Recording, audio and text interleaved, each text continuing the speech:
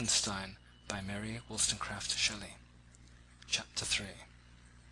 When I had attained the age of 17, my parents resolved that I should become a student at the University of Ingolstadt.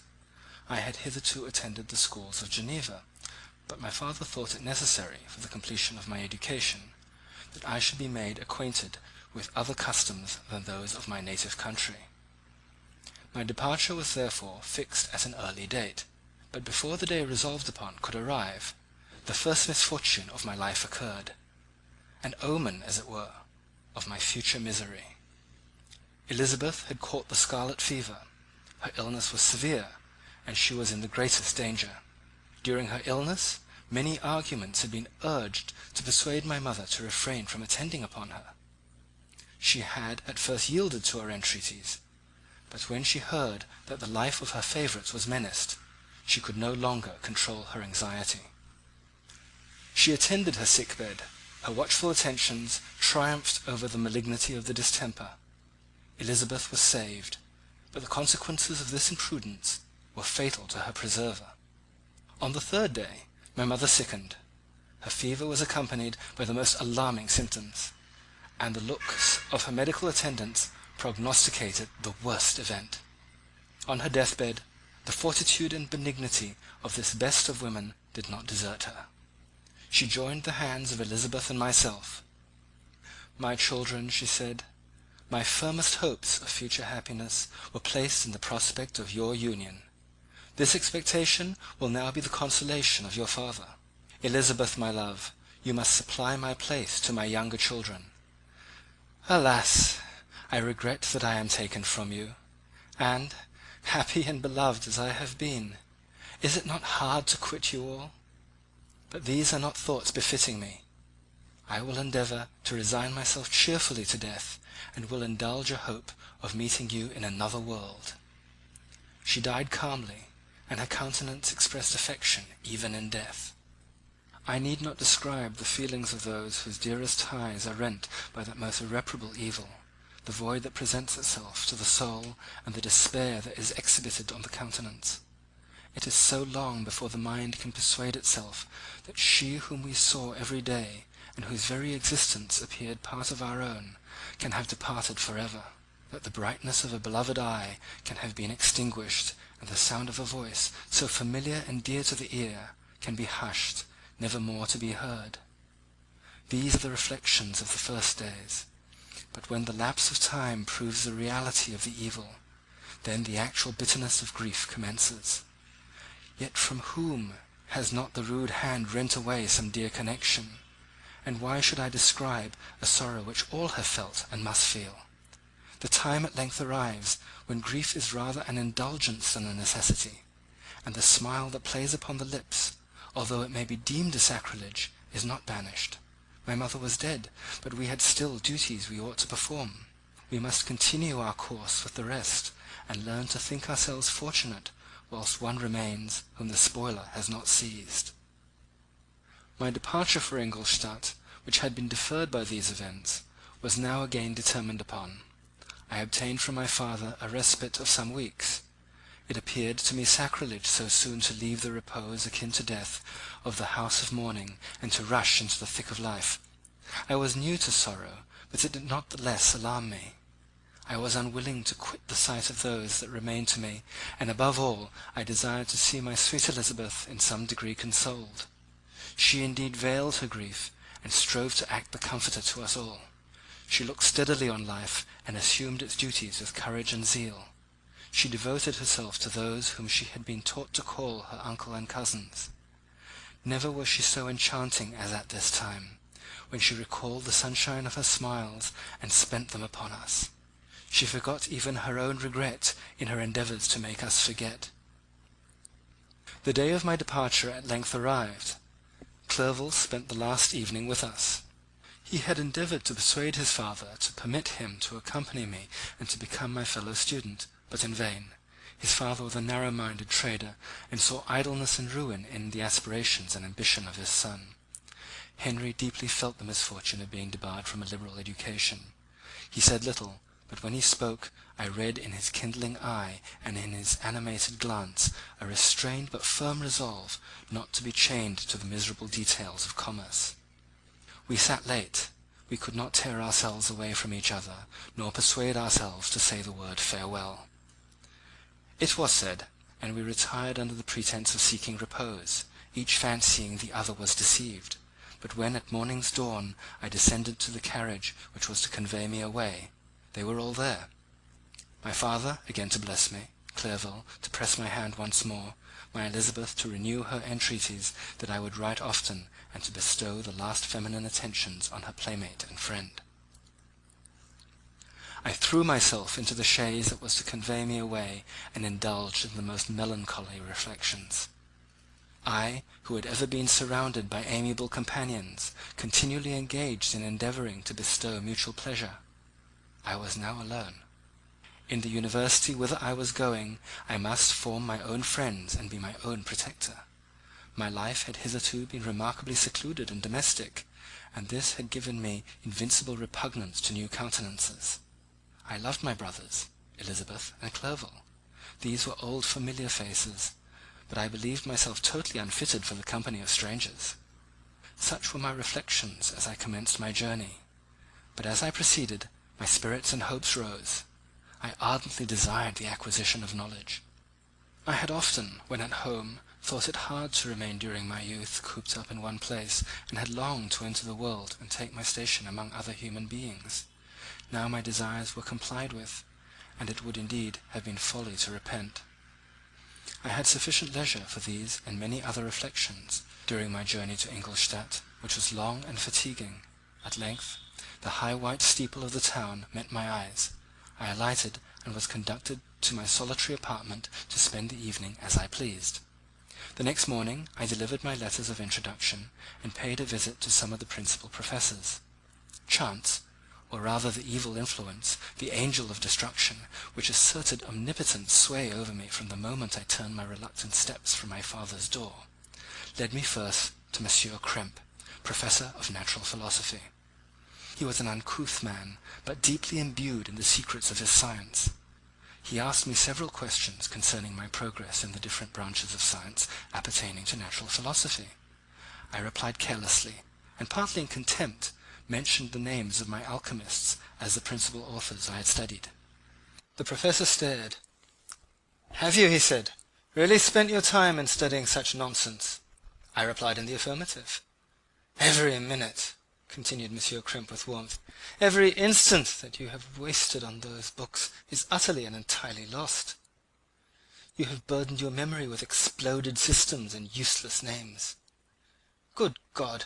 In what desert land have you lived, where no one was kind enough to inform you that these fancies which you have so greedily imbibed are 1,000 years old and as musty as they are ancient? I little expected, in this enlightened and scientific age, to find a disciple of Albertus Magnus and Paracelsus. My dear sir, you must begin your studies entirely anew." So saying, he stepped aside and wrote down a list of several books treating of natural philosophy which he desired me to procure, and dismissed me after mentioning that in the beginning of the following week he intended to commence a course of lectures upon natural philosophy in its general relations, and that Monsieur Waldman, a fellow professor, would lecture upon chemistry the alternate days he omitted. I returned home not disappointed, for I have said that I had long considered those authors useless whom the professor reprobated, but I returned not at all the more inclined to recur to these studies in any shape. Monsieur Krempe was a little squat man with a gruff voice and a repulsive countenance. The teacher, therefore, did not prepossess me in favour of his pursuits. In rather a too philosophical and connected strain, perhaps, I have given an account of the conclusions I had come to concerning them in my early years. As a child, I had not been content with the results promised by the modern professors of natural science. With a confusion of ideas only to be accounted for by my extreme youth and my want of a guide on such matters, I had retrod the steps of knowledge along the paths of time, and exchanged the discoveries of recent inquirers for the dreams of forgotten alchemists. Besides, I had a contempt for the uses of modern natural philosophy. It was very different when the masters of the science sought immortality and power. Such views, although futile, were grand. But now the scene was changed. The ambition of the inquirer seemed to limit itself to the annihilation of those visions on which my interest in the science was chiefly founded. I was required to exchange chimeras of boundless grandeur for realities of little worth. Such were my reflections during the first 2 or 3 days of my residence at Ingolstadt, which were chiefly spent in becoming acquainted with the localities and the principal residents in my new abode. But as the ensuing week commenced, I thought of the information which Monsieur Krempe had given me concerning the lectures, and although I could not consent to go and hear that little conceited fellow deliver sentences out of the pulpit, I recollected what he had said of Monsieur Waldman, whom I had never seen, as he had hitherto been out of town. Partly from curiosity, and partly from idleness, I went into the lecturing room, which Monsieur Waldman entered shortly after. This professor was very unlike his colleague. He appeared about 50 years of age, but with an aspect expressive of the greatest benevolence. A few grey hairs covered his temples, but those at the back of his head were nearly black. His person was short but remarkably erect, and his voice the sweetest I had ever heard. He began his lecture by a recapitulation of the history of chemistry and the various improvements made by different men of learning, pronouncing with fervour the names of the most distinguished discoverers. He then took a cursory view of the present state of the science, and explained many of its elementary terms. After having made a few preparatory experiments, he concluded with a panegyric upon modern chemistry, the terms of which I shall never forget. "The ancient teachers of this science," he said, "promised impossibilities, and performed nothing. The modern masters promise very little. They know that metals cannot be transmuted, and that the excelsior of life is a chimera. But these philosophers, whose hands seem only made to dabble in dirt, and their eyes to pore over the microscope or crucible, have indeed performed miracles. They penetrate into the recesses of nature, and show how she works in our hiding places. They ascend into the heavens. They have discovered how the blood circulates, and the nature of the air we breathe. They have acquired new and almost unlimited powers. They can command the thunders of heaven, mimic the earthquake, and even mock the invisible world with its own shadows." Such were the professor's words. Rather let me say, such the words of the fate announced to destroy me. As he went on, I felt as if my soul were grappling with a palpable enemy. One by one, the various keys were touched which formed the mechanism of my being. Chord after chord was sounded, and soon my mind was filled with one thought, one conception, one purpose. "So much has been done," exclaimed the soul of Frankenstein. "More, far more will I achieve. Treading in the steps already marked, I will pioneer a new way, explore unknown powers, and unfold to the world the deepest mysteries of creation." I closed my eyes that night. My internal being was in a state of insurrection and turmoil. I felt that order would thence arise, but I had no power to produce it. By degrees, after the morning's dawn, sleep came. I awoke, and my yesternight thoughts were as a dream. There only remained a resolution to return to my ancient studies, and to devote myself to a science for which I believed myself to possess a natural talent. On the same day I paid Monsieur Waldman a visit. His manners in private were even more mild and attractive than in public, for there was a certain dignity in his mien during his lectures, which in his own house was replaced by the greatest affability and kindness. I gave him pretty nearly the same account of my former pursuits as I had given his fellow professor. He heard with attention the little narration concerning my studies, and smiled at the names of Cornelius Agrippa and Paracelsus, but without the contempt that Monsieur Krempe had exhibited. He said that these were men to whose indefatigable zeal modern philosophers were indebted for most of the foundations of their knowledge. They had left to us, as an easier task, to give new names and arrange in connected classifications the facts which they, in a great degree, had been the instruments of bringing to light. The labours of men of genius, however erroneously directed, scarcely ever fail in ultimately turning to the solid advantage of mankind. I listened to his statement, which was delivered without any presumption or affectation, and then added that his lecture had removed my prejudices against modern chemists. I expressed myself in measured terms, with the modesty and deference due from a youth to his instructor, without letting escape, inexperience in life would have made me ashamed, any of the enthusiasm which stimulated my intended labours. I requested his advice concerning books I ought to procure. "I am happy," said Monsieur Voltman, "to have gained a disciple, and if your application equals your ability, I have no doubt of your success. Chemistry is that branch of natural philosophy in which the greatest improvements have been and may be made. It is on that account that I have made it my peculiar study. But at the same time I have not neglected the other branches of science. A man would make a very sorry chemist if he attended to that department of human knowledge alone. If your wish is to become really a man of science, and not merely a petty experimentalist, I would advise you to apply to every branch of natural philosophy, including mathematics." He then took me into his laboratory and explained to me the uses of his various machines, instructing me as to what I ought to procure, and promising me the use of his own when I should have advanced far enough in the science not to derange their mechanism. He also gave me a list of books which I had requested, and I took my leave. Thus ended a day memorable to me. It decided my future destiny. Chapter 4.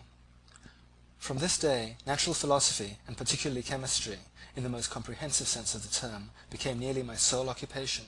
I read with ardour those works so full of genius and discrimination which modern inquirers have written on these subjects. I attended the lectures and cultivated the acquaintance of the men of science of the university, and found even in Monsieur Krempe a great deal of sound sense and real information, combined, it is true, with a repulsive physiognomy and manners, but not on that account the less valuable. In Monsieur Voltman I found a true friend. His gentleness was never tinged by dogmatism, and his instructions were given with an air of frankness and good nature that banished every idea of pedantry.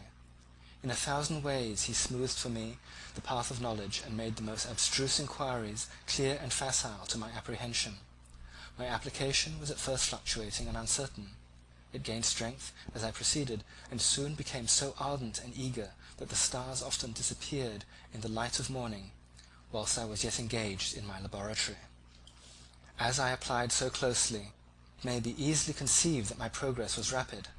My ardour was indeed the astonishment of the students, and my proficiency that of the masters. Professor Krempe often asked me, with a sly smile, how Cornelius Agrippa went on, whilst Monsieur Voltman expressed the most heartfelt exultation in my progress. 2 years passed in this manner, during which I paid no visit to Geneva, but was engaged, heart and soul, in the pursuit of some discoveries which I hoped to make. None but those who have experienced them can conceive of the enticements of science. In other studies you go as far as others have gone before you, and there is nothing more to know. But in scientific pursuit there is continual food for discovery and wonder.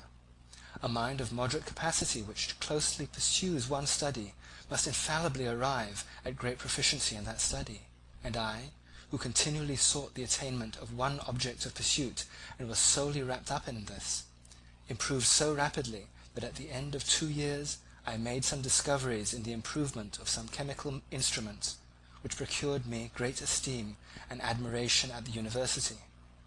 When I had arrived at this point, and had become as well acquainted with the theory and practice of natural philosophy as depended on the lessons of any of the professors at Ingolstadt, my residence there being no longer conducive to my improvements, I thought of returning to my friends and my native town, when an incident happened that protracted my stay. One of the phenomena which had peculiarly attracted my attention was the structure of the human frame, and indeed any animal endued with life. Whence, I often asked myself, did the principle of life proceed? It was a bold question, and one which has ever been considered as a mystery. Yet with how many things are we upon the brink of becoming acquainted, if cowardice or carelessness did not restrain our inquiries. I resolved these circumstances in my mind, and determined thenceforth to apply myself more particularly to those branches of natural philosophy which related to physiology. Unless I had been animated by an almost supernatural enthusiasm, my application to this study would have been irksome and almost intolerable.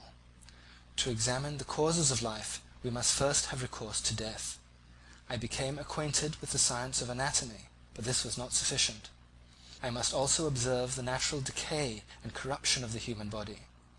In my education, my father had taken the greatest precautions that my mind should be impressed with no supernatural horrors. I do not even remember to have trembled at a tale of superstition, or to have feared the apparition of a spirit.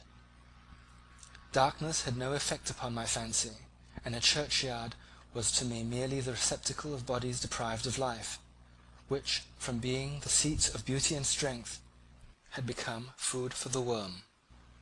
Now I was led to examine the cause and the progress of this decay, and forced to spend days and nights in vaults and charnel houses.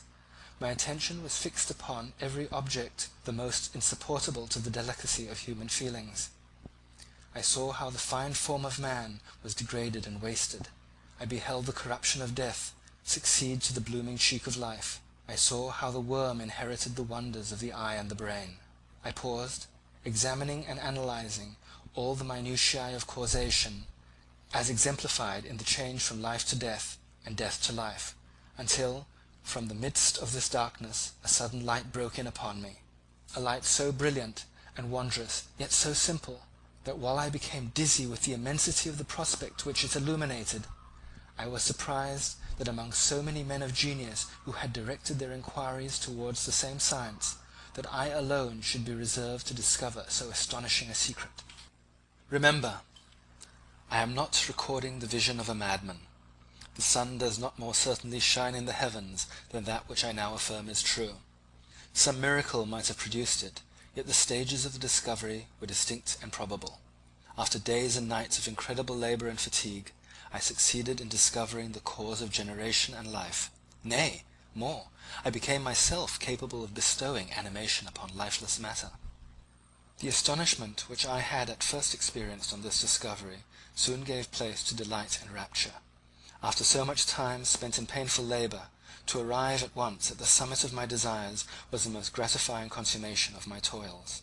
But this discovery was so great and overwhelming that all the steps by which I had been progressively led to it were obliterated, and I beheld only the result. What had been the study and desire of the wisest men since the creation of the world was now within my grasp. Not that, like a magic scene, it all opened upon me at once. The information I had obtained was of a nature rather to direct my endeavours so soon as I should point them towards the object of my search, than to exhibit that object already accomplished. I was like the Arabian, who had been buried with the dead and found a passage to life, aided only by one glimmering and seemingly ineffectual light. I see by your eagerness, and the wonder and hope which your eyes express, my friend, that you expect to be informed of the secret with which I am acquainted. That cannot be. Listen patiently until the end of my story, and you will easily perceive why I am so reserved on that subject. I will not lead you on, unguarded and ardent as I then was, to your destruction and infallible misery.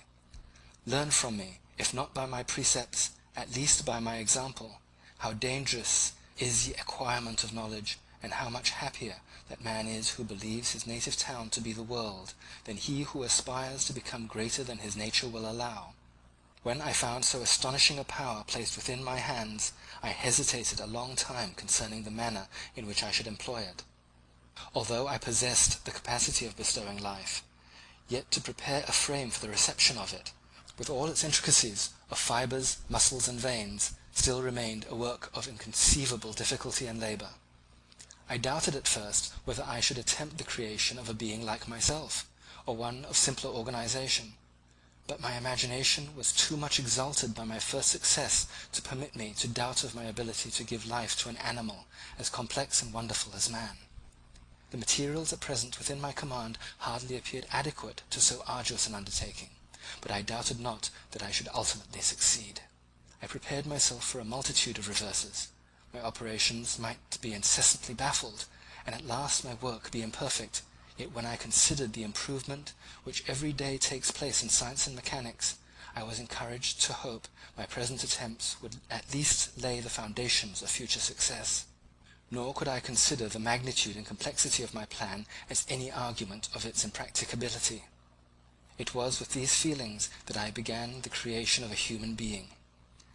As the minuteness of the parts formed a great hindrance to my speed, I resolved, contrary to my first intention, to make a being of gigantic stature, that is to say, about 8 feet in height, and proportionally large. After having formed this determination, and having spent some months in successfully collecting and arranging my materials, I began. No one can conceive the variety of feelings which bore me onwards. Like a hurricane in the first enthusiasm of success, life and death appeared to me ideal bounds which I should break through and pour a torrent of light into our dark world. A new species would bless me as its creator and source. Many happy and excellent natures would owe their being to me. No father could claim the gratitude of his child so completely as I should deserve theirs. Pursuing these reflections, I thought that if I could bestow animation upon lifeless matter, I might in process of time, although I now found it impossible, to renew life where death had apparently devoted the body to corruption. These thoughts supported my spirits, while I pursued my undertaking with unremitting ardour. My cheek had grown pale with study, and my person had become emaciated with confinement.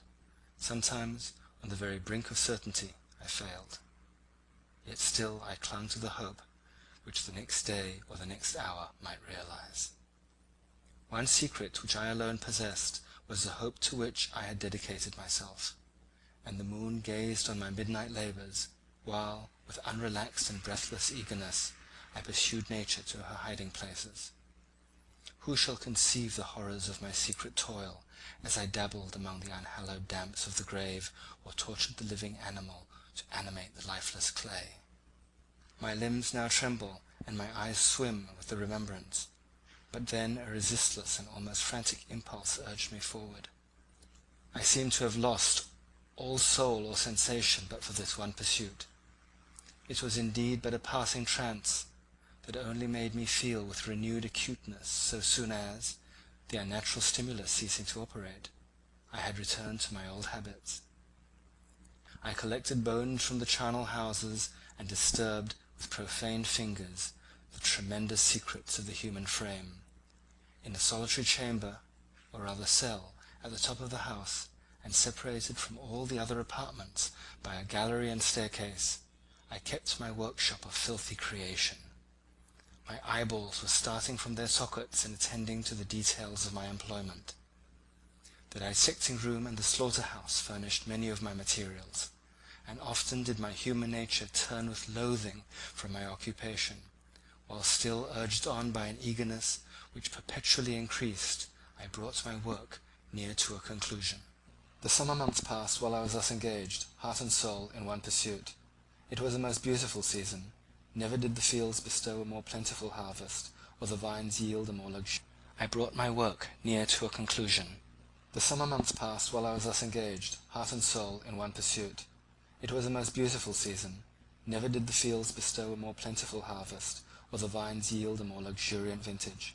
But my eyes were insensible to the charms of nature, and the same feelings which made me neglect the scenes around me caused me also to forget those friends who were so many miles absent, and whom I had not seen for so long a time. I knew my silence disquieted them, and I well remembered the words of my father.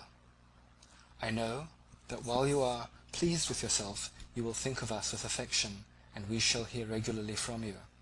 You must pardon me if I regard any interruption in your correspondence as a proof that your other duties are equally neglected. I knew well, therefore, what would be my father's feelings, but I could not tear my thoughts from my employment, loathsome in itself, but which had taken an irresistible hold of my imagination. I wished, as it were, to procrastinate all that related to my feelings of affection until the great object, which swallowed up every habit of my nature, should be completed. I then thought my father would be unjust if he ascribed my neglect to vice or faultiness on my part, but I am now convinced that he was justified in conceiving that I should not be altogether free from blame. A human being in perfection ought always to preserve a calm and peaceful mind, and never allow passion or a transitory desire to disturb his tranquillity. I do not think that the pursuit of knowledge is an exception to this rule. If the study to which you apply yourself has a tendency to weaken your affections and to destroy your taste for those simple pleasures in which no alloy can possibly mix, then that study is certainly unlawful, that is to say, not befitting the human mind. If this rule were always observed, if no man allowed any pursuit whatsoever to interfere with the tranquillity of his domestic affections, Greece had not been enslaved, Caesar would have spared his country, America would have been discovered more gradually, and the empires of Mexico and Peru had not been destroyed.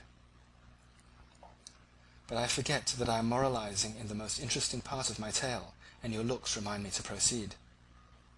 My father made no reproach in his letters, and only took notice of my silence by inquiring into my occupations more particularly than before.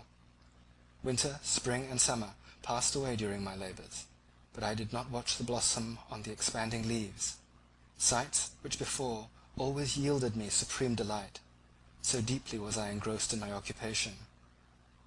The leaves of that year had withered before my work drew near a close, and now every day showed me more plainly how well I had succeeded. But my enthusiasm was checked by my anxiety, and I appeared rather like one doomed by slavery to toil in the mines, or any other unwholesome trade, than an artist occupied by his favourite employment. Every night I was oppressed by a slow fever, and I became nervous to a most painful degree. The fall of a leaf startled me, and I shunned my fellow creatures as if I had been guilty of a crime. Sometimes I grew alarmed at the wreck I perceived that I had become, and the energy of my purpose alone sustained me. My labours would soon end, and I believed that exercise and amusement would then drive away incipient disease, and I promised myself both of these when my creation should be complete. End of chapter 4.